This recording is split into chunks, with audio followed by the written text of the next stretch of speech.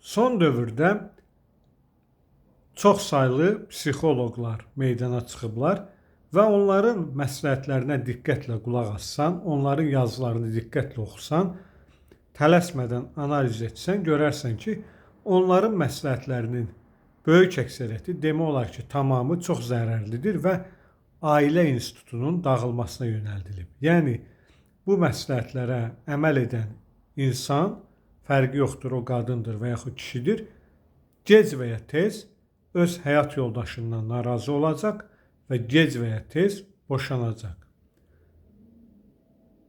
İnsanları egoistləşdirirlər.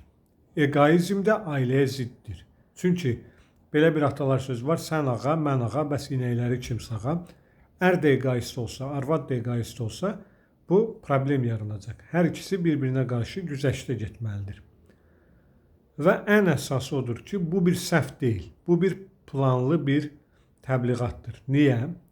Çünki sağlam ailəsi olan insan, qadın və ya kişi, psixoloq üçün itirilmiş klientdir. Çünki sağlam ailəsi olan bir insan böyük ehtimalla psixoloqa getməyəcək. Çünki o məsləhətləşməyə adam tapır, həyat yoldaşı, oğlu, qızı və sair ailə üzvləri, atası, anası, qardaşı.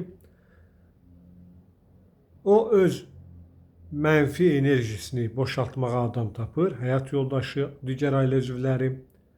Amma ailə dağılarsa, potensial klientlərin, potensial müştərilərin sayı psixoloqlar üçün artır. Çünki tənha adam depressiyaya düşür və o kimə müraciət edir? Psixoloqa. Yəni, psixoloqa sağlam ailənin olması sərf etmir. Onun üçün ən sərfəli variant ailələrin dağılmasıdır. Ona görə də psixoloqların məsləhətləri çox ziyanlıdır. Bu qədər.